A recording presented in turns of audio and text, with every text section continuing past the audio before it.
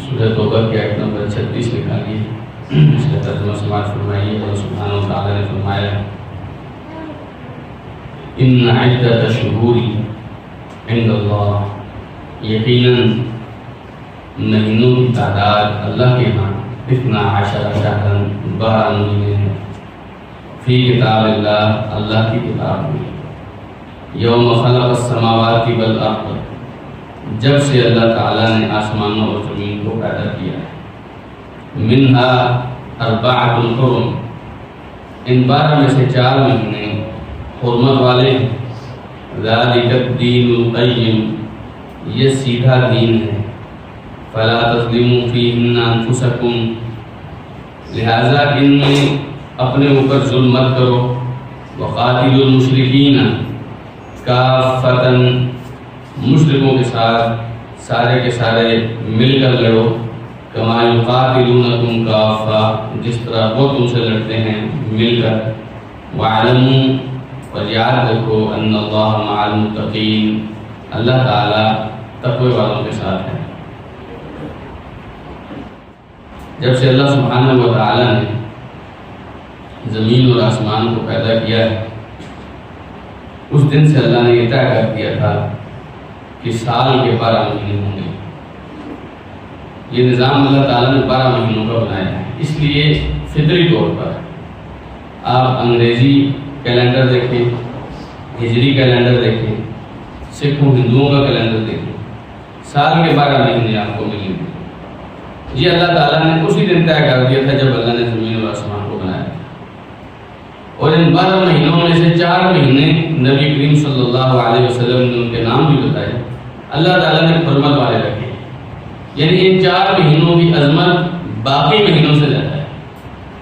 باقی مہینے بھی عظمت والے ہیں، اللہ تعالیٰ نے جو بنائے، لیکن ان 4 مہینوں کو اللہ تعالیٰ نے زیادہ تقدس، زیادہ حرمت اور زیادہ عظمت عطا کی ہے۔ نبی کریم صلی اللہ علیہ وسلم نے فرمایا کہ 3 مہینے وہ ساتھ ساتھ ہیں، اوپر نیچے ہیں، ذی القعدہ کا مہینہ، ذی الحجہ کا مہینہ اور محرم کا مہینہ، اور ایک مہینہ الگ ہے رجب کا مہینہ۔ یہ 4 مہینے زیادہ تقدس والے ہیں۔ فرمایا اللہ سبحانہ و تعالیٰ نے یہ مضبوط ترین دین ہے، یہ وہ دین ہے، یہ جو وہ راستہ ہے جو اللہ سبحانہ و تعالیٰ نے آپ کو دیا ہے۔ یہ سب باتیں کرنے کا مقصد کہ آگے کفار کے بارے میں ذکر ہو رہا ہے، اس لیے اللہ تعالیٰ نے فرمایا فلا تظلموا فیہن انفسکم، ان مہینوں میں اپنے اوپر ظلم مت کرو۔ اس جملے کے 3 مطلب ہو سکتے ہیں اور تینوں درست ہیں انشاءاللہ۔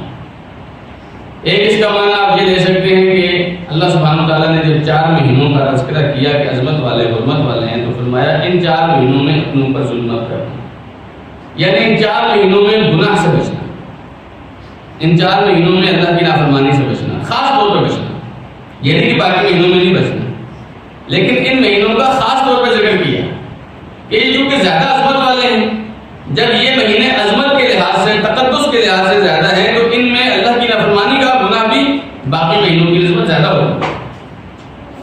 دیکھیے اللہ سبحانہ تعالیٰ نے دن اور رات بنائے ہیں، وہ مالک ہے، جس طرح ہمارا مالک ہے، ہم میں سے بعض لوگوں کو دوسروں پر اللہ تعالیٰ فضیلت دیتا ہے، اسی طرح دنوں اور راتوں، مہینوں اور ہفتوں اور سالوں کا مالک بھی کون ہے؟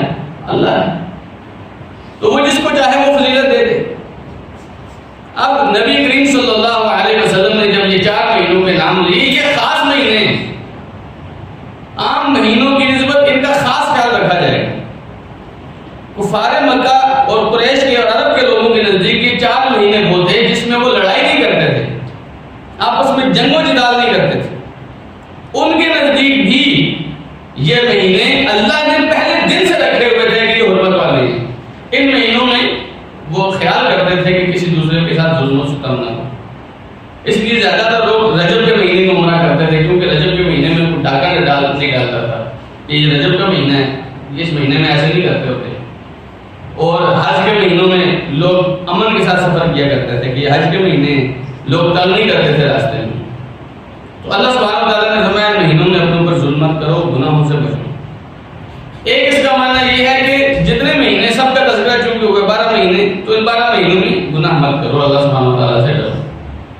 ایک اس کا معنی یہ ہے کہ ان مہینوں میں رد و بدل کر کے ان مہینوں کے حوالے سے اپنے اوپر ظلم مت کرو، یہ رد و بدل کیا ہے؟ یہ اگلی آیت میں اللہ سبحانہ وتعالیٰ نے تذکرہ کیا، اس لیے فرمایا اللہ سبحانہ وتعالیٰ نے قاتل المشرکین کافہ، مشرکوں سے سارے کے سارے مشرکوں سے مل کے لڑو۔ کافہ کا مطلب ہے جتنے مشرک ہیں، اللہ کے جتنے دشمن ہیں، سب کے ساتھ اللہ کے دشمن ہیں، ان کے ساتھ لڑنا ہے تم نے۔ کما یقاتلونکم کافہ، جیسے وہ یہ فرق نہیں کر رہے کہ تمہارے اندر فلاں مسلمان سے لڑنا ہے فلاں سے نہیں لڑنا، وہ سب مسلمانوں سے لڑتے ہیں۔ ان کے نزدیک دشمنی کا معیار لا الہ الا اللہ محمد رسول اللہ ہے۔ وہ یہ نہیں دیکھ رہے کہ یہ حسن عبدال کے مسلمان سے نہیں لڑنا اور پنڈی کے مسلمان سے لڑنا، ایسی بات نہیں ہے۔ یا یہ جو مسلمان ہیں اس مسجد میں نماز پڑھتے ہیں تو ان سے نہیں لڑنا، دوسری مسجد والے سے لڑنا ہے، ایسا نہیں ہے۔ وہ تم سب سے لڑتے ہیں، تم نے بھی سب مشرکوں سے لڑنا ہے، وہ کسی بھی قبیل سے ہو، یہودی ہوں، عیسائی ہوں، مکے کے مشرک ہوں، عرب کے کوئی اور مشرک ہوں، مجوسی ہوں، اللہ کا کوئی بھی دشمن ہے ان کے ساتھ لڑنا ہے۔ بعض مترجمین نے اس کا ترجمہ یہ کیا ہے کہ جس حال میں بھی وہ ہوں یا جس حال میں تم ہو، کوئی بھی ایسا حال نہیں ہے کہ تم ان سے لڑو نہیں، بس وہ تم سے لڑائی کریں، ان سے لڑائی کرو۔ اللہ سبحانہ وتعالیٰ نے جہاں ان مہینوں کی عظمت اور تقدس کا بتایا، وہاں یہ بتایا جب بھی وہ تم سے لڑائی کرے ان کے ساتھ لڑائی کرو۔ اس سے علماء کرام نے دوسری جگہوں بھی، دوسری آیات بھی کچھ ہیں یہ معنی نکالا ہے۔ اگر ان حرمت والے مہینوں میں اگرچہ لڑائی کرنا منع ہے، اصول یہ تھا کہ حرمت والے تقدس والے ان 4 مہینوں میں رجب، ذی القعدہ، ذی الحجہ اور محرم، ان مہینوں میں جنگ و جدال، لڑائی قتال منع تھی۔ لیکن اگر دشمن آپ کے اوپر حملہ بول دے تو آپ دشمن کا مقابلہ کریں گے۔ ایسے نہیں ہے کہ پھر آپ یہ سوچیں گے کہ یہ چونکہ حرمت والا مہینہ ہے تو ہم ان کے ساتھ نہیں لڑیں گے۔ اگر وہ آپ کے اوپر حملہ کر دیں، آپ کی جان، اسلام نے ذمہ داری اٹھائی ہے کہ آپ کی جان کی حفاظت کرے گا، تو پھر ایسا نہیں ہے کہ آپ ہتھیار پہن لیں گے، آپ ہتھیار اٹھائیں گے، اپنا دفاع کریں گے۔ ہاں، آپ حرمت والے مہینوں میں لڑائی میں پہل نہیں کریں گے۔ اللہ سبحانہ وتعالیٰ نے فرمایا جس طرح مشرک تم سے سارے کے سارے ہر حال میں لڑتے ہیں، تم بھی ہر حال میں ان سے لڑو، اور فرمایا وَاعْلَمُوا أَنَّ اللَّهَ مَعَ الْمُتَّقِينَ، یہ یاد رکھنا اللہ تعالیٰ تقوی والوں کے ساتھ ہے۔ ایسا نہ ہو آپ لڑنے کے اندر، دشمنوں کے دشمنی کے اندر، غصے کے اندر ایسا تمہارا حال ہو جائے کہ اللہ تعالیٰ کا تقوی تمہیں بھول جائے۔ نہیں، یہ یاد رکھنا، لڑائی کے وقت بھی یاد رکھنا، اللہ کے دشمنوں سے ٹکر لیتے ہوئے بھی یاد رکھنا اللہ پھر بھی تقوی والوں کے ساتھ ہوتا ہے۔ اگر آپ نے لڑتے ہوئے بھی اللہ کا تقوی چھوڑ دیا، اللہ کا خوف چھوڑ دیا، اللہ کے احکام کی پابندی چھوڑ دی، تو پھر اللہ سبحانہ وتعالیٰ اگر آپ کو چھوڑ گیا تو پھر یہ مت کہنا کہ اللہ سبحانہ وتعالیٰ نے آپ کے ساتھ عہد وفا نہیں کیا۔ مسئلہ یہ ہے کہ ہم بھی تو اس طریقے سے نہیں لڑ رہے نا جس طریقے سے اللہ اس کے رسول نے حکم کیا۔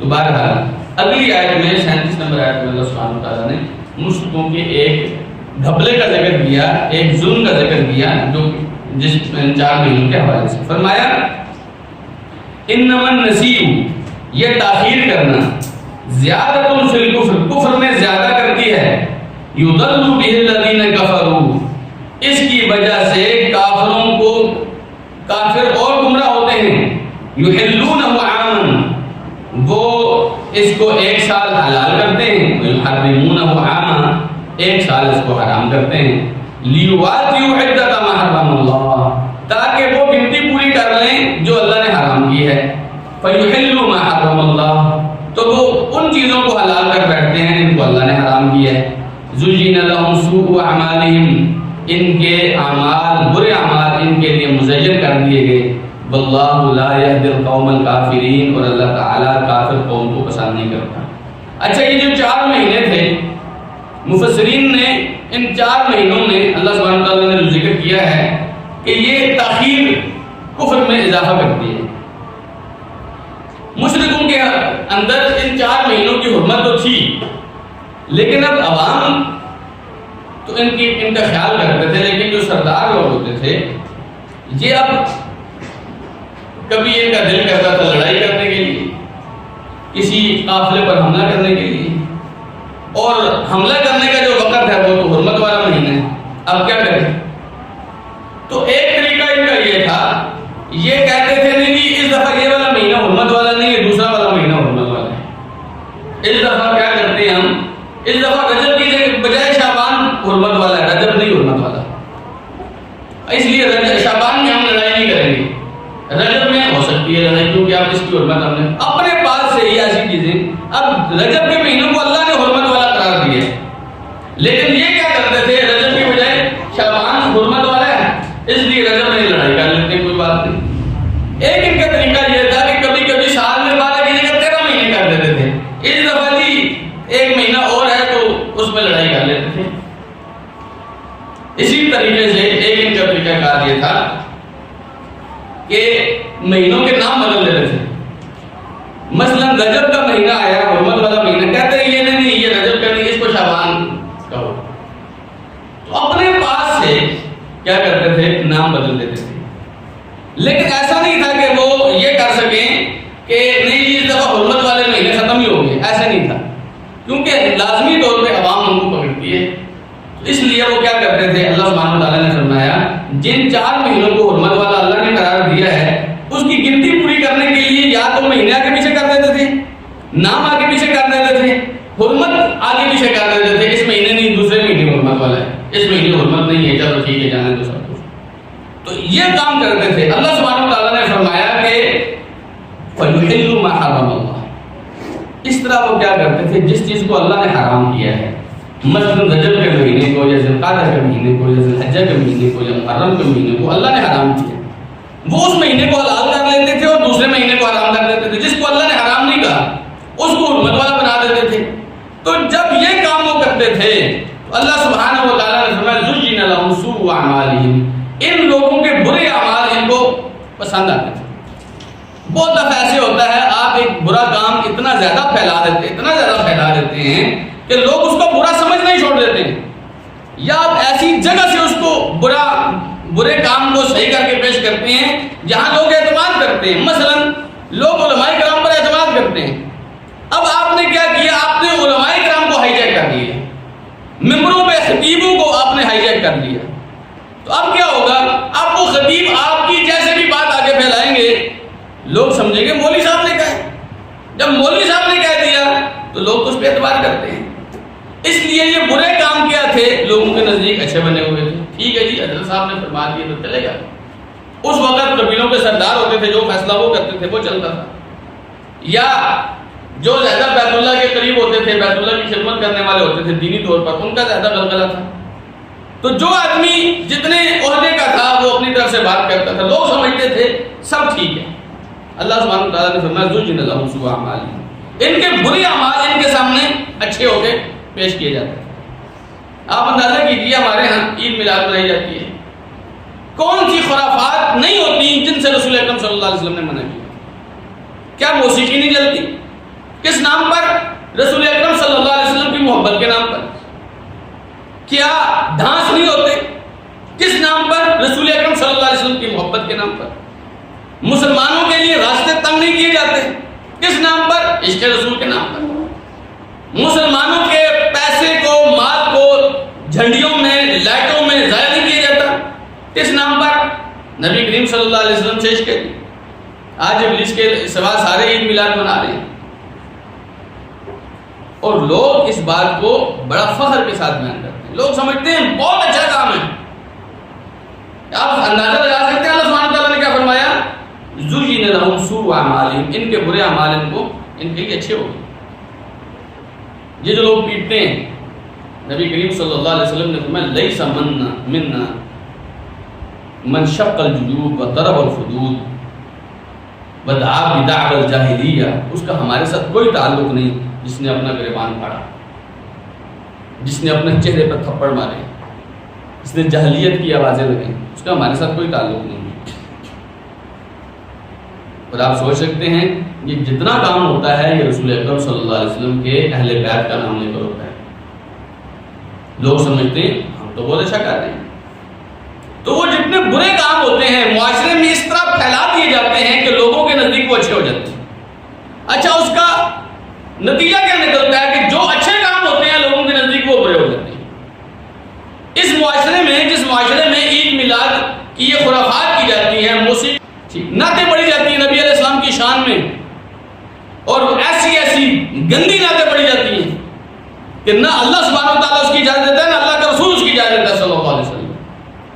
شرک سے بھری ہوئی وہ شرک جس سے منع کرنے کے لیے رسول اکرم صلی اللہ علیہ وسلم نے 23 سال کی زندگی میں مشرکوں سے ٹکر دی، اس شرک کی ملاوٹ والی نعتیں اسلامی معاشرے میں مسلمانوں کے سامنے پیش کی جاتی ہے. کس نام پر؟ رسول اکرم صلی اللہ علیہ وسلم کی محبت کے نام پر. نبی کریم صلی اللہ علیہ وسلم نے کیا فرمایا تھا؟ لا تطرونی کما طرت النصارى المسیح ابن مریم، مجھے اس طرح مت بڑھانا جس طرح عیسائیوں نے مسیح ابن مریم کو بڑھا دیا تھا. ایسا نہ ہو کہ تم میرے بارے میں کچھ اور باتیں کرنے لگ جاؤ. انما انا عبد اللہ ورسولہ، میں صرف اللہ کا بندہ ہوں اور اس کا رسول ہوں. فقولوا عبد اللہ ورسولہ، تم نے بھی یہی بات کہنی ہے، اللہ کا بندہ ہے، اللہ کا رسول ہے صلی اللہ علیہ وسلم. یہاں کیا کہتے ہیں؟ سارے نبی تیرے در کے سوالی شاہ مدینہ. آپ پورے قرآن میں پڑھیے کتنے انبیاء کی دعائیں ہیں، کوئی ایک دعا بھی اس کسی نبی نے محمد رسول اللہ صلی اللہ علیہ وسلم سے نہیں مانگی ہے، لیکن پیش کیا کیا جاتا ہے؟ سارے نبی آپ کے در کے سوالی ہیں. بھر دو جولی میری یا محمد صلی اللہ علیہ وسلم. محمد رسول اللہ صلی اللہ علیہ وسلم نے فرمایا انما انا القاسم واللہ یعطی، میں تو صرف تقسیم کر رہا ہوں، دینے والا کون ہے؟ اللہ ہے. تو بہرحال بات دور نکل گئی. لوگوں کے لیے بہت دفعہ ایسے ہوتا ہے برے اعمال اتنے مزین کیے جاتے ہیں کہ لوگ سمجھتے ہیں اس کے علاوہ اچھائی ہے ہی کوئی نہیں. اس لیے جو یہ برائی نہیں کرتا اسے اللہ اس کے رسول صلی اللہ علیہ وسلم کا دشمن گستاخ قرار دیا جاتا ہے، اور جو ان برائیوں میں ملوث ہے اسے پکا مومن اور جنت کا سرٹیفکیٹ دیا جاتا ہے. تو اللہ سبحانہ و تعالیٰ نے کافروں کی بھی یہی بات بتائی. ان لوگوں نے بھی کیا شروع کر رکھا تھا؟ جو کام اللہ نے منع کیا ہے، جو چیز حرام کی ہے اس کو حلال کر رہے ہیں، جو اللہ نے حرام کی ہے اس کو حرام کر رہے ہیں. تو اللہ سبحانہ و تعالیٰ نے فرمایا واللہ لا یہدی القوم الکافرین، اللہ تعالیٰ کافر قوم کو ہدایت نہیں دیتا. یہاں معذرت کے ساتھ میں کفر کے ساتھ تو تشبیہ نہیں دینا چاہتا، لیکن بدعات کے ساتھ بھی صورتحال یہی ہوتی ہے. ایک آدمی اگر گناہگار ہے، زناکار ہے، بدکار ہے، چور ہے، کوئی آدمی بھی چور ہے، اس کو کم سے کم اس بات کا احساس ہوتا ہے کہ میں چور ہوں. کم سے کم اسے یہ پتا ہوتا ہے میں نے چوری کی ہے، میں نے ناحق کسی کا مال کھایا ہے کہ نہیں.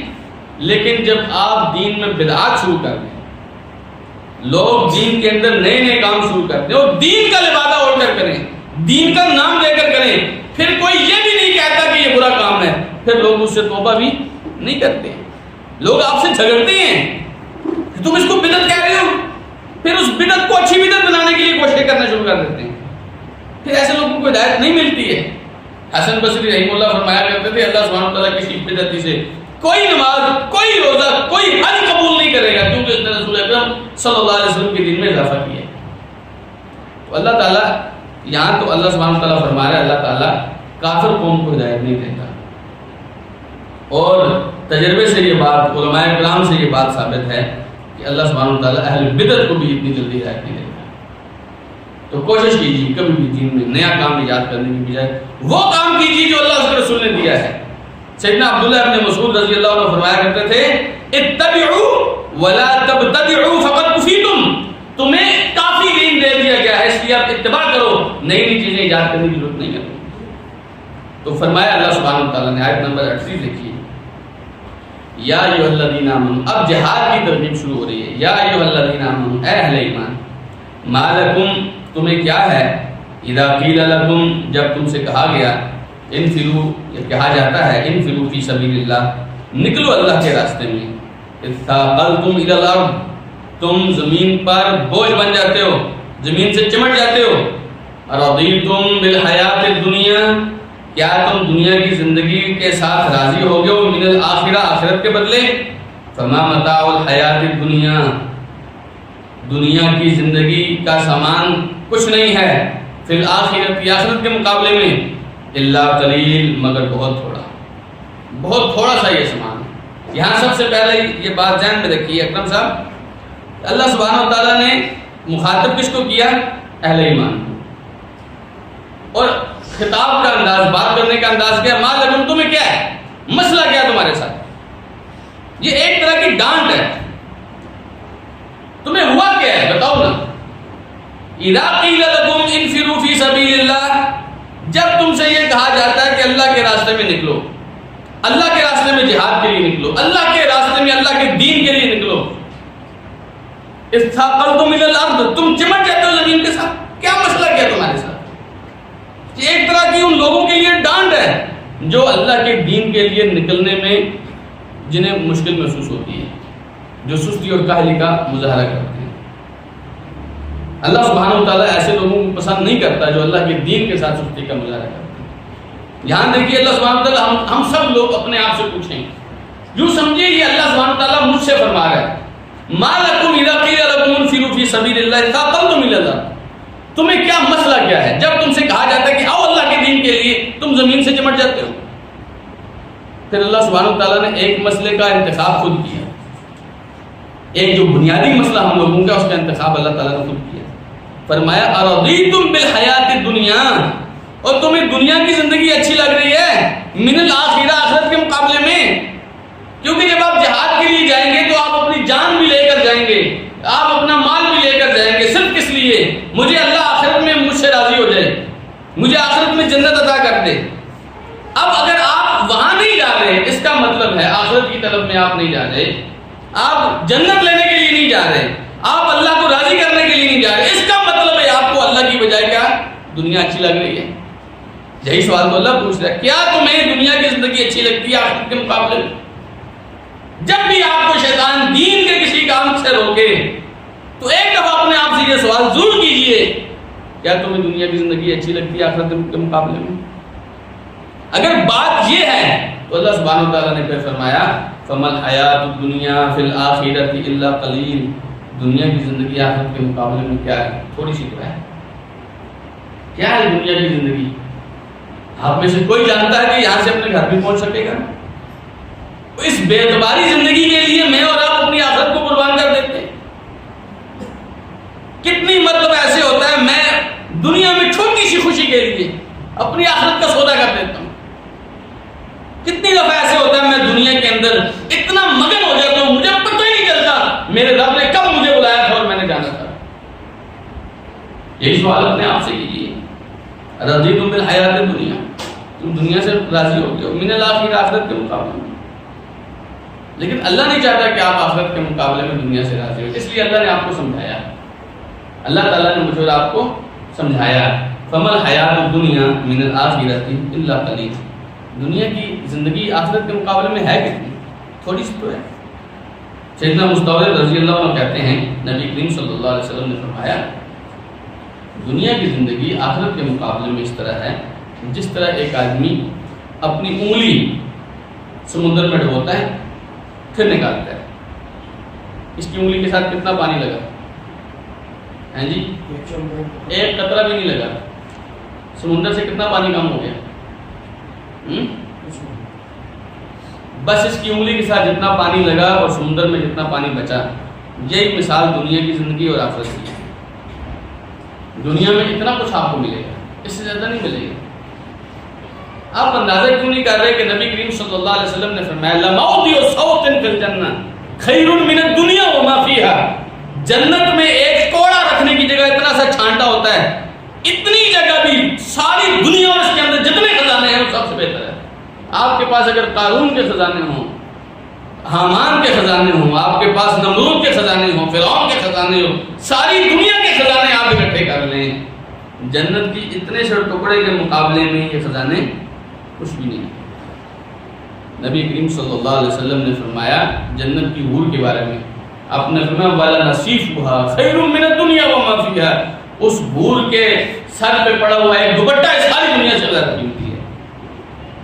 پھر آپ اس دنیا کو، اتنی حقیر سی دنیا کو اس آخرت کے مقابلے میں حاصل کرنے کی کوشش کر رہے ہیں، اتنی اچھی لگ رہی ہے آپ کو، ایسا نہ کی، کبھی بھی ایسا نہ کی۔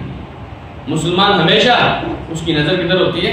آخرت۔ دنیا تو وہ اس لیے رہتا ہے کہ میں آخرت کی تیاری کر لوں، دنیا میں اس لیے نہیں آیا کہ دنیا سمیٹ لوں۔ آپ اندازہ کیجئے اس کائنات میں سب سے زیادہ سمجھدار ترین انسان اللہ سبحانہ وتعالیٰ نے کون بھیجے ہیں جی؟ محمد الرسول اللہ صلی اللہ علیہ وسلم۔ نبی کریم صلی اللہ علیہ وسلم نے کتنی دنیا جمع کر دی، کتنا کچھ آپ نے جمع کر لیا، کتنا کھا لیا تھا آپ نے اپنی امت کو ایک سبق دیا۔ آپ نے فرمایا انسان کے لیے وہ 2-4 لقمے کافی ہیں جس سے اس کی کمر سیدھی رہے، اتنے کافی ہیں۔ فرمایا سب سے برا برتن جو انسان بھرتا ہے اپنا پیٹ ہے، سب سے برا برتن۔ آپ کے لیے دنیا، نبی علیہ الصلوۃ والسلام نے مثال دی الدنیا سجن المومن، مومن کے لیے کیا ہے؟ قید خانہ. اب قید خانے میں آدمی اتنی آسائشوں کے ساتھ تو نہیں رہتا ہے. بس جنت الکافر، کافر کے لیے جنت ہے، کافر جیسا مرضی کرتا رہے، اس کے لیے آخرت میں تو کچھ نہیں ہے. آپ نے تو آخرت میں لینے ہیں، تو آپ اس دنیا کے پیچھے پڑ گئے تو آخرت کو کون سنبھالے گا؟ آخرت کی طلب میں کون نکلے گا؟ اس لیے فرمایا اللہ سبحانہ وتعالیٰ نے دنیا کی زندگی آخرت کی زندگی کے مقابلے میں بہت تھوڑی سی. ہمارے ایک استاد تھے، اسکول ٹیچر تھے، وہ ایک مثال دیا کرتے تھے.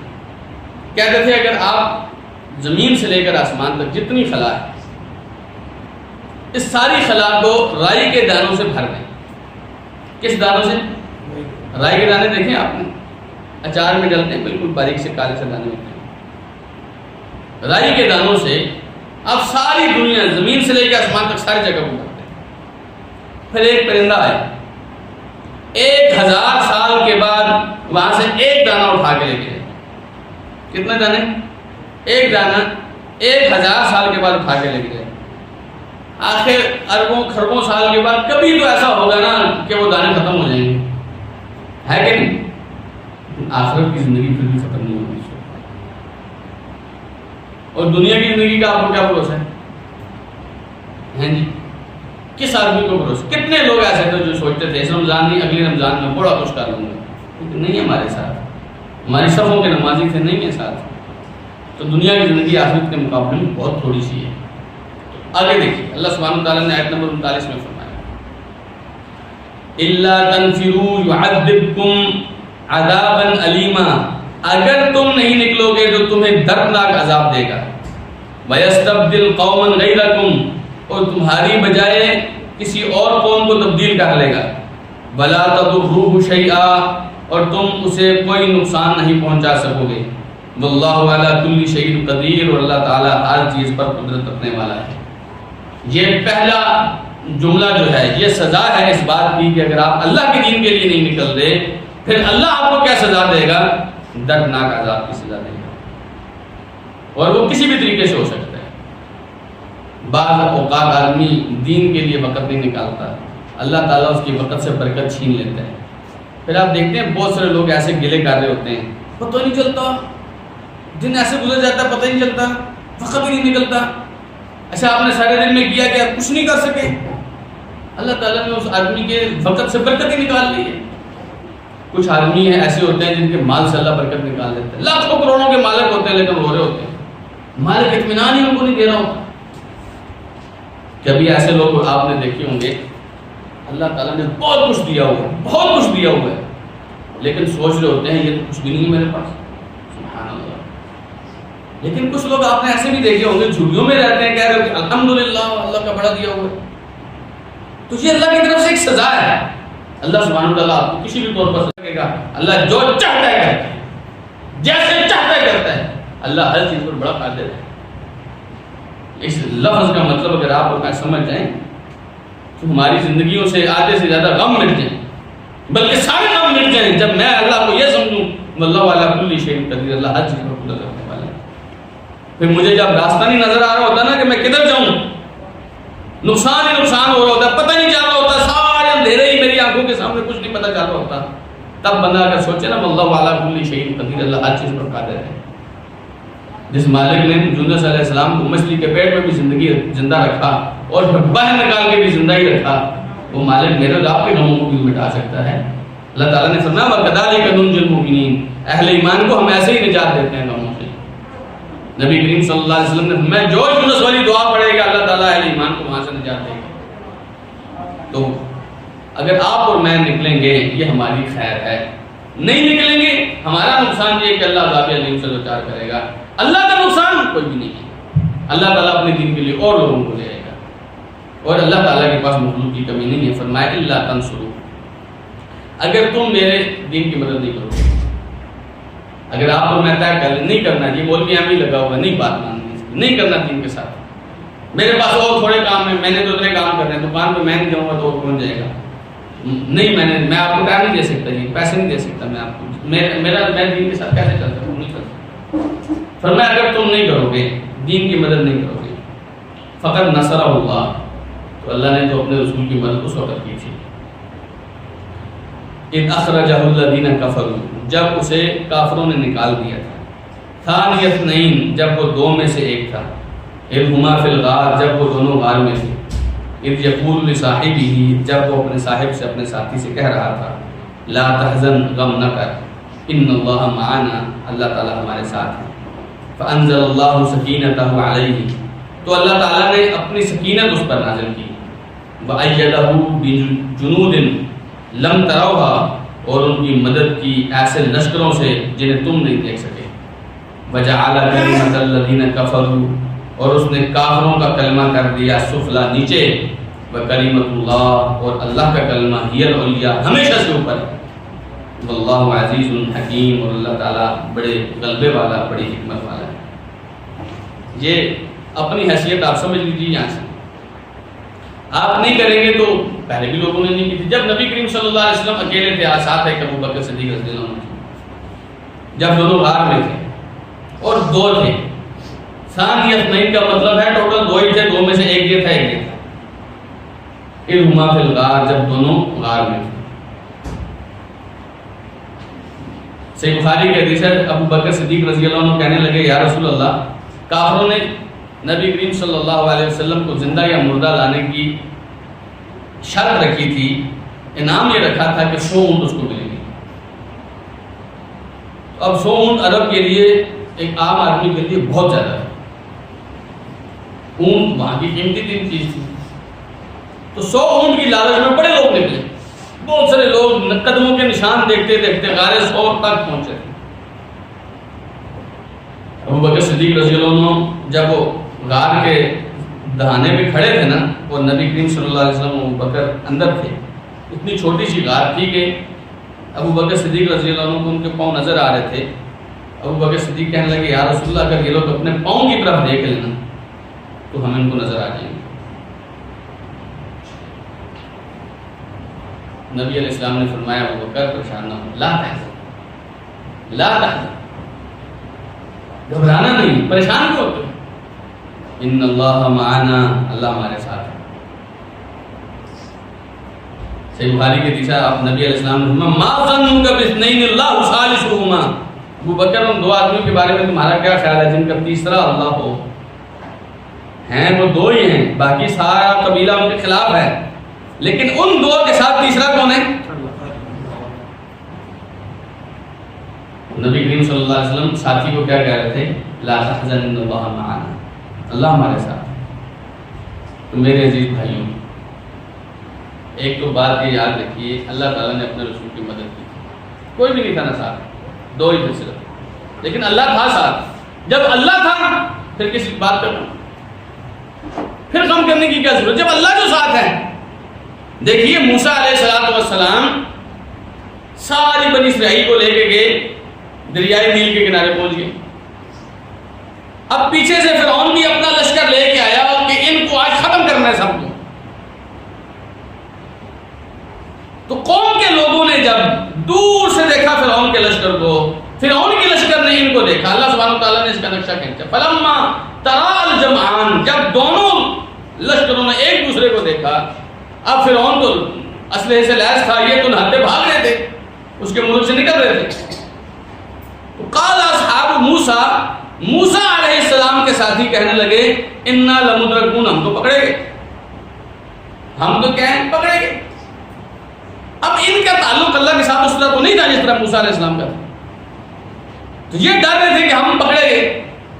موسیٰ علیہ السلام نے کیا ان کو جواب دیا؟ موسیٰ علیہ السلام فرمانے لگے کلا، کبھی نہیں ہو سکتا، کبھی ایسا نہیں ہو سکتا کہ یہ ہمیں پکڑ لیں۔ ان معی ربی، میرے ساتھ میرا رب ہے، میرے ساتھ میرا رب ہے، یہ کبھی نہیں پکڑ سکتے۔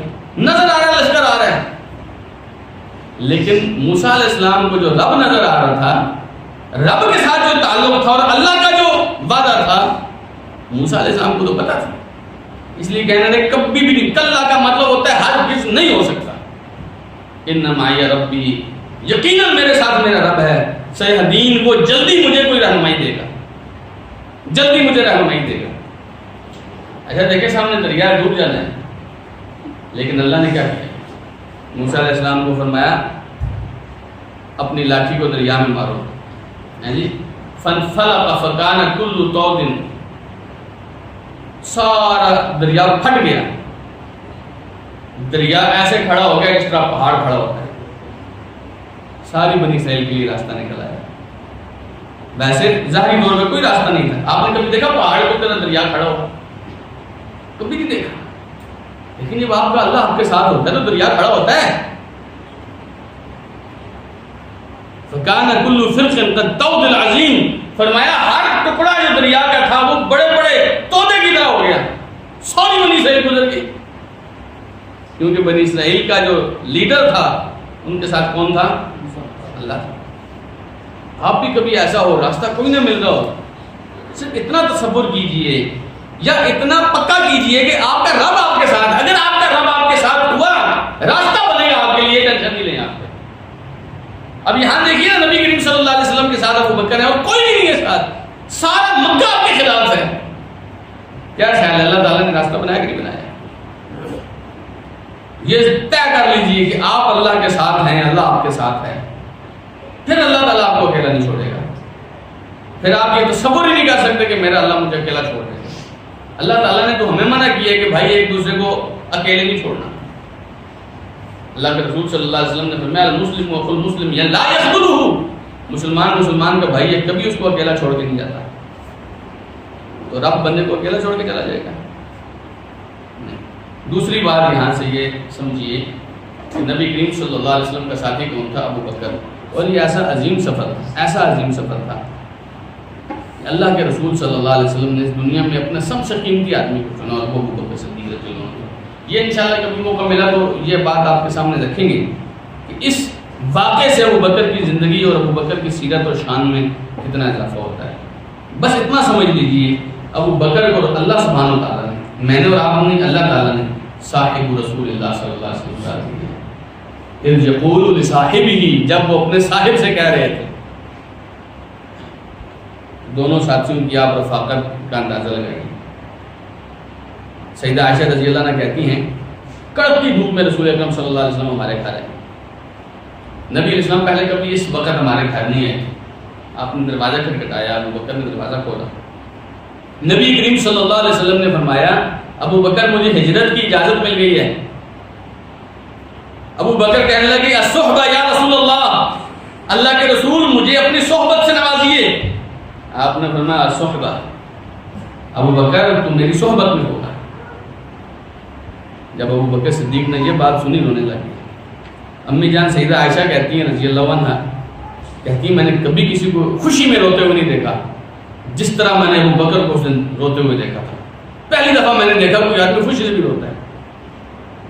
حالانکہ سفر اتنا مشکل تھا، سارا مکہ خلاف تھا، لیکن ابو بکر کو خوشی یہ تھی سارا مکہ خلاف ہے نا، لیکن میں تو رسول اللہ کے ساتھ ہوں نا صلی اللہ علیہ وسلم، اور اللہ تو ہمارے ساتھ ہے نا، پھر کیا پریشانی ہے.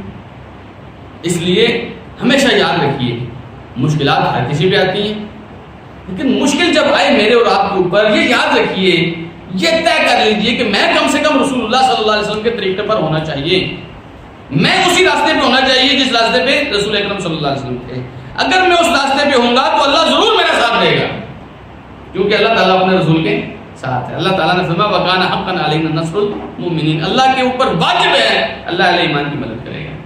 تو اللہ سبحانہ تعالیٰ نے فرمایا جب نبی کریم صلی اللہ علیہ وسلم نے اپنے دوست کو یہ نصیحت کی کہ اللہ ہمارے ساتھ ہے، فرمایا فَأَنزَلَ اللَّهُ سَكِينَتَهُ عَلَيْهِ، پھر اللہ نے اپنی طرف سے سکینت نازل کر دی. سکینت کا مطلب یہ ہے اللہ تعالیٰ نے نبی کریم صلی اللہ علیہ وسلم کے دل کو بالکل مطمئن کر دیا. اب ڈر خوف روب نکل گیا وہاں سے. پریشانی تھی نا ہمارا کیا بنے، کچھ بھی نہیں رہا. اللہ نے سکینت نازل کر دی. کیوں؟ اللہ کے ساتھ ہے. فرمایا وَأَيَّدَهُ بِجُنُودٍ لَمْ تَرَوْهَا، اچھا تم تو ساتھ نہیں تھے نا، مسلمان عام لوگ تو ساتھ نہیں تھے. اب اللہ نے مدد کی. فَأَيَّدَهُ بِجُنُودٍ لَمْ تَرَوْهَا، اللہ تعالیٰ نے ایسے لشکروں سے مدد کی جنہیں آپ دیکھ بھی نہیں سکتے.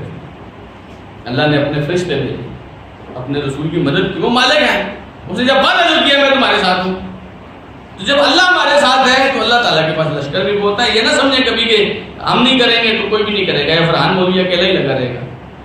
ایسا کبھی مت سوچیے. اگر میں نے اپنے اللہ کو راضی کیا ہوگا تو اللہ تعالیٰ اگر میرے ساتھ ہوگا، آپ مجھے کوئی بھی نہیں ہوگا تو مجھے کوئی ٹینشن نہیں ہے. لیکن اگر ہم دین کے ساتھ کھڑے رہیں گے ہماری عزت میں اضافہ ہوگا. اللہ کے نزدیک ہماری شان میں اضافہ ہو۔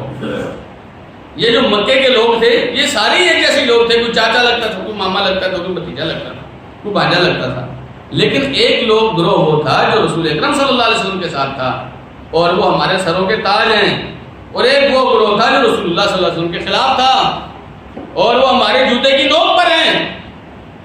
تو آپ نے اور میں نے کیا یہ کرنا ہے کہ ہم کس طرف ہیں؟ ہم مخالفین میں سے ہیں یا ہم موافقین میں سے ہیں؟ اور میں اللہ تعالیٰ نے کہ اللہ تعالیٰ نے ایسی فوجوں کے ساتھ اپنے رسول کی مدد کی جنہیں تم دیکھ نہیں سکتے تھے۔ وَجَعَلَ كَلِمَةَ الَّذِينَ كَفَرُوا سُفْلَىٰ، کافروں کا جتنا پلان تھا، جتنا کلمہ تھا، جتنے منصوبے تھے، سب اللہ نے نیچے کر دیے۔ کافروں کا جھنڈا نیچے ہو گیا۔ نبی کریم صلی اللہ علیہ وسلم بڑی ایمان کے ساتھ نکل کے مدینے پہنچ گئے۔ وَكَلِمَةُ اللَّهِ هِيَ الْعُلْيَا، اور اللہ کا کلمہ یہ تو ہمیشہ سے بلند ہے۔ اگر آپ عربی زبان کی لغت کو سمجھتے ہوں تو پچھلا جو جملہ ہے کافروں کے جھنڈے کو نیچے کر دیا، مطلب کافر سمجھتے تھے ہم بہت بلند ہیں، اللہ تعالیٰ نے کو بتا دیا کہ تم نیچے ہو۔ لیکن جو اپنے کلمے کی بات کی تو یہ بات کی نہیں کہ میں نے اپنے کلمے کو بلند کیا، بلکہ یہ بات کی کہ میرا کلمہ تو ہمیشہ سے بلند ہے۔ اللہ نے بھی، اللہ تعالیٰ کے کلمے نے بھی، لا الہ الا اللہ، اللہ کی دعوت نے بھی، دین نے بھی کبھی مغلوب ہونا ہے، ایسے تو ہو نہیں سکتا۔ اللہ کا جھنڈا، اللہ کا کلمہ، بعض مفسرین نے لکھا اللہ کا کلمہ کیا ہے؟ لا الہ الا اللہ۔ یہ کبھی نہیں جھک سکتا، کبھی بھی نہیں جھک سکتا، قیامت آ جائے گی کبھی بھی نہیں جھکے گا یہ۔ اللہ سبحانہ و تعالیٰ کا کلمہ ہمیشہ سے بلند ہے۔ اسے بلند کرنے کے لیے میری اور آپ کی ضرورت نہیں ہے، بس صرف مقصد یہ ہونا چاہیے ہماری زندگی کا مقصد یہ ہونا چاہیے کہ میری زندگی سے کم اللہ کا جھنڈا بلند ہو۔ نبی کریم صلی اللہ علیہ وسلم کے پاس ایک آدمی آیا، پوچھا اس نے، ایک آدمی رجل یقاتل شجاعتا ورجل یقاتل حمیتا ورجل یقاتل ریاء فأیہم فی سبیل اللہ، ایک آدمی اس لیے لڑتا ہے کہ میں بڑا شجاع ہوں، اپنی بہادری دکھاتا ہے، دوسرا آدمی اس لیے لڑتا ہے کہ میری قوم کے ساتھ اس نے ایسے کر دیا، میرے خاندان کے ساتھ ایسے کر دیا، اس خاندان کی حمیت اور غیرت میں لڑتا ہے۔ ایک آدمی لوگوں کو دکھانے کے لیے لڑتا ہے میں بھی بڑا مجاہد آدمی ہوں۔ ان میں سے فی سبیل اللہ کون ہے؟ آپ نے فرمایا من قاتل لتکون کلمۃ اللہ ہی العلیٰ فہو فی سبیل اللہ، جس آدمی کا جہاد اور قتال اس لیے ہوا کہ اللہ کا جھنڈا بلند ہو، اللہ کا کلمہ بلند ہو، وہ فی سبیل اللہ ہے۔ تو اگر آپ اپنی زندگی کا جائزہ لینا چاہیں کہ میری زندگی کدھر جا رہی ہے تو یہ دیکھیے میری زندگی سے اللہ کا جھنڈا، اللہ کا کلمہ بلند ہو رہا ہے کہ نہیں ہو رہا۔ اگر ہو رہا ہے تو آپ فی سبیل اللہ، آپ کی زندگی ٹھیک جا رہی ہے، لیکن اگر آپ کی زندگی سے اللہ کے کلمے کو کوئی فرق نہیں پڑ رہا، آپ کی زندگی کا مقصد یہ نہیں ہے کہ اللہ کا کلمہ میری وجہ سے بلند ہو، میرے خون سے، میرے مال سے، میری صلاحیتوں سے، میرے وقت سے، میری زبان استعمال کرنے سے اللہ کے کلمے کو کوئی فائدہ ہو جائے، اگر آپ کی زندگی کا یہ مقصد نہیں تو پھر زندگی بیکار ہے۔ ایسی زندگی گزارنے سے بہت بہتر ہے۔ اور میں اللہ سبحانہ و تعالیٰ نے واللہ عزیز الحکیم، اللہ تعالیٰ بڑی غلبے والا، بڑی حکمت والا ہے۔ فرمایا اللہ سبحانہ و تعالیٰ نے سورہ توبہ کی آیت نمبر 41 میں، انفرو، نکلو خفافاً، ہلکے ہو کر، ثقالاً، اور بھاری، وجاہدوا باموالکم وانفسکم، اور جہاد کرو اپنے مال کے ساتھ، اپنی جان کے ساتھ، فی سبیل اللہ، اللہ کے راستے میں، ذالکم خیر لکم، یہ تمہارے لیے بہتر ہے، ان کنتم تعلمون، اگر تمہیں علم ہو جائے۔ اب اللہ سبحانہ و تعالیٰ نے پہلے یہ ہم سے پوچھا کہ تم کیوں نہیں نکلتے، پھر اللہ تعالیٰ نے ہمیں یہ بتایا کہ مجھے تمہاری ضرورت نہیں ہے، تم نہ بھی نکلو تو میرا دین بلند ہو کر۔ پھر اللہ سبحانہ و تعالیٰ نے جب آپ کسی سے یہ کسی کو ثابت کر دیں کہ مجھے تمہاری ضرورت نہیں ہے، پھر آپ اس کو کوئی کام دینا آسان کر رہے ہوں، اس کو تو پتہ ہے اس کو تو ضرورت ہی نہیں تھی میری، اس نے تو میرا انتخاب کسی اور وجہ سے، محبت کی وجہ سے کیا ہے۔ اب اللہ سبحانہ و تعالیٰ نے جب یہ باور کرا دیا آپ کو، آپ کے ذہن نشین کرا دیا کہ تمہاری ضرورت نہیں ہے مجھے، پھر بھی اللہ کی محبت ہے کہ تم نکلو، اللہ نے تمہارا انتخاب کیا ہے، تم نکلو اللہ کے راستے میں، جہاد کرو اللہ کے راستے میں، اپنا مال لگو، اپنی جان لگو اللہ کے راستے میں۔ اگر تم ہلکے ہو تب بھی نکلو اللہ کے راستے میں، بھاری ہو تب بھی نکلو اللہ کے راستے میں۔ کیا مطلب اس کا ہلکے ہو اور بھاری؟ بڑی مشہور آیت ہے یہ، ہلکے ہو بھاری ہو۔ امام مجاہد رحمہ اللہ فرماتے ہیں شبان و شیوخا، تم اگر جوان ہو تب بھی نکلو، بوڑھے ہو تب بھی نکلو، واغنیاء و مساکین، تمہارے پاس مال ہے تب بھی نکلو، تم فقیر ہو پھر بھی نکلو اللہ کے راستے میں۔ امام حکم ابن عتیبہ فرماتے ہیں مشاغیل وغیر مشاغیل، تمہارے کوئی کام ہے تب بھی نکلو، تمہارے کام نہیں تب بھی نکلو۔ بعض لوگ کیا کرتے ہیں، وہ اس عمر میں نے کیا کرنا ہے، میں بوڑھا ہو گیا ہوں، اب کیا میں کروں، اب دین کا میں کیا کر سکتا ہوں۔ اللہ تعالیٰ نے فرمایا پھر بھی نکلو۔ بعض لوگ سوچ رہے ہوتے ہیں جی وہ جی بڈھے ہو جائیں گے تو کریں گے، ابھی تو میں نے کالج پڑھ رہا ہوں، ابھی تو یونیورسٹی پڑھ رہا ہوں، ابھی تو میں نے ایگزام دے رہا ہوں، ابھی تو میں جو ہے نا جاب ڈھونڈ رہا ہوں، ہیں جی۔ اللہ تعالیٰ نے فرمایا جوانی میں بھی نکلو۔ بعض لوگ سمجھتے ہیں جی بڑی مصروفیات ہے، ٹائم ہی نہیں نکلتا جی، مولوی صاحب کدھر کیا کریں گے، سات دن دیکھیں نا جی ایسے گزر جاتا ہے، ٹائم ہی نہیں نکلتا۔ اللہ سبحانہ تعالیٰ نے فرمایا حکم ابن عتیبہ کے مطابق مشاغیل، آپ کی کوئی مصروفیت ہے پھر بھی نکلو، مصروفیت نہیں ہے پھر بھی نکلو اللہ کے راستے میں۔ بعض لوگ سوچتے ہیں جی وہ جی حضرت صاحب میں نے چندہ دے دیا تھا نا، بہت سارے لوگ یہ سوچتے ہیں چندہ دے دیا تھا نا، اب مجھے کیا ضرورت ہے جی۔ اللہ سبحانہ تعالیٰ نے کیا فرمایا امام مجاہد کے مطابق کہ اگر آپ امیر ہیں پھر بھی آپ نکلیں اللہ کے راستے میں، اور اگر آپ کے پاس کچھ نہیں ہے پھر بھی آپ نکلیں اللہ کے راستے میں۔ بلکہ حسن بصری رحمہ اللہ فرماتے ہیں نشاطاً وغیر نشاط، آپ کا دل کرے پھر بھی نکلیں، دل نہ کرے پھر بھی اللہ کے راستے میں نکلیں۔ کبھی ہوتا ہے نا آپ کو لگ رہا ہوتا ہے رہنے دو جی کیا کریں گے، پب جی کھیل لیتے ہیں جی، سبحان اللہ۔ اللہ سبحانہ تعالیٰ فرما رہا ہے پھر بھی نکلو۔ حسن بصری نے جو ترجمہ کیا نشاطاً وغیر نشاط، اگر آپ کا دل کر رہا ہے جی پھر بھی نکلیں، دل نہیں کر رہا تو ایسا نہیں گھر میں بیٹھیں پھر بھی نکلیں، آپ گھر میں نہیں بیٹھنا، آپ نے انفروا خفافا وثقالا، ہلکے ہیں یا بھاری ہیں نکلیں اللہ کے راستے میں۔ سیدنا ابو ایوب انصاری رضی اللہ تعالی عنہ جب قسطنطنیہ پر مسلمانوں نے حملہ کیا، یزید ابن معاویہ رضی اللہ عنہ، معاویہ رضی اللہ عنہ کا جو بیٹا تھا یزید، اس کی امارت میں وہ حملہ تھا۔ ابو ایوب انصاری جانتے کتنی عمر تھی ان کی؟ 90 سال کی عمر تھی، 90 سال کی عمر، 90 سال کی عمر تھی۔ اس جہاد کے مارکے میں ساتھ تھی۔ کسی نے کہا کہ آپ کو تو اللہ تعالیٰ نے اتنا موقع دیا تھا، اب آپ جہاد کر کے کیا کریں گے، اللہ نے تو آپ جیسے بوڑھوں کو گھر بیٹھنے کے لیے اجازت دے دی ہے۔ لیکن نہیں، اللہ تعالیٰ نے فرمایا ہلکے نکلو یا بھاری نکلو۔ تو میں تو یہ سوچتا ہوں یا میں ہلکا ہوں گا یا بھاری ہوں گا، ہلکا ہوں تب بھی نکلنا، بھاری ہوں تب بھی نکلنا، تو نکلنا ہے اللہ کے راستے میں۔ پھر قسطنطنیہ پر حملے سے پہلے ان کے موت کا وقت قریب آ گیا تو لوگوں نے ان سے پوچھا کہ آپ کی کوئی خواہش ہے تو بتائیں۔ کہنے لگے میری خواہش یہ ہے کہ میں اگر مر جاؤں تو مجھے بھی دفنانا نہیں، جتنا آگے جا سکو دشمن کی زمین پر، جتنا آگے جا سکو وہاں مجھے لے کے جانا، جب آگے نہ جا سکو تو مجھے وہی دفنا دینا۔ ہمارے ہاں سوچ کا فرق ہے نا، تربیت کا فرق ہے۔ ہمارے ہاں لوگ 100 دفعہ سوچتے ہیں وہ میں اپنے جو ہوتا ہے صحیح کر کے مر جاتا ہے، یہ سوچ رہے ہیں میں دشمن کے جتنا زیادہ قریب جاؤں گا شاید اللہ تعالیٰ کا مجھے اس لیے اٹھا لے کہ یہ میرے دشمن سے ٹکر لینے کے لیے 90 سال کی عمر میں کیا تھا۔ حبان ابن زید شرابی ہیں، بہت عجیب سا واقعہ ذکر کرتے ہیں، کہتے ہیں ہم صفوان ابن عمر ایک والی تھا حمص شہر کا، شام کا ایک شہر ہے حمص، اس کا والی تھا، اس کے ساتھ جہاد کے لیے ہم نے کی۔ کہتے ہیں میں نے ایک بزرگ آدمی کو دیکھا، اتنا بزرگ تھا وہ آدمی، اس کی یہ پلکیں نا یہ لٹک کے اس کی آنکھوں پہ آ گئی تھی۔ بوڑھے آدمی آپ نے دیکھے نا یہ پلکیں اس کی لٹک کے آنکھوں پہ آ گئی تھی، اتنا بزرگ تھا وہ آدمی، لیکن گھوڑے پہ بیٹھا ہوا تھا۔ کہتے ہیں میں نے ان کے پاس گیا، میں نے کہا چچا جان آپ کو تو اللہ تعالیٰ نے اجازت دی ہے، آپ تو کمزور لوگ ہیں، گھر میں بیٹھتے، آپ کا آنے کی ضروری تو نہیں تھا۔ اس آدمی نے، اس بوڑھے آدمی نے کہتے ہیں اپنی یہ پلکیں اٹھائیں، ایسے اٹھتی نہیں تھی، بوڑھا ہو گیا تھا، اپنے ہاتھ سے ان کو اٹھایا، کہنے لگا یبن اخی استنفرنا اللہ خفافا وثقالا، تو میرے بھتیجے اللہ نے ہمیں حکم دیا ہے، کون ایسا ہے جس کی پلکیں بھی نیچے آ رہی ہیں، پھر تو ہم کہیں جی آپ کا عذر ہوگا، لیکن یہ آدمی تو گھوڑے پہ بیٹھ کے پھر آ گیا ہے، میرا عذر تو ہوگا لیکن اللہ نے حکم دیا، ہلکے ہیں یا بھاری ہیں نکلو، جب اللہ نے حکم دیا تو میں گھر کیسے بیٹھ سکتا ہوں؟ تو رویوں کا فرق ہے، یہ اس کو سمجھیے۔ آخر کب تک ہم ہیلے بہانے تراش کے دین سے دور ہوتے رہیں گے؟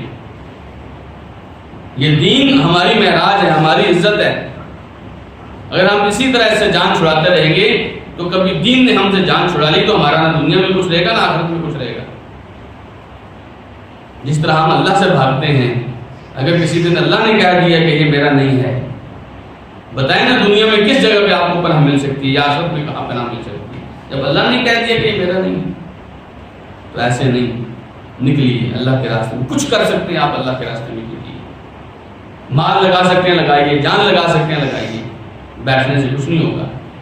سیدنا ابو طلحہ رضی اللہ عنہ جب جہاد کے لیے ایک دفعہ نکلنے لگے، بوڑھے ہو گئے تھے بہت زیادہ، لوگوں نے کہا حضرت آپ تو رسول اکرم صلی اللہ علیہ وسلم کے ساتھ جہاد کرتے ہیں، جب تک آپ فوت نہیں ہوئے آپ جہاد کرتے رہے ہیں۔ پھر ابو بکر کی خلافت میں جب تک ابو بکر فوت نہیں ہوئے آپ جہاد کرتے رہے ہیں۔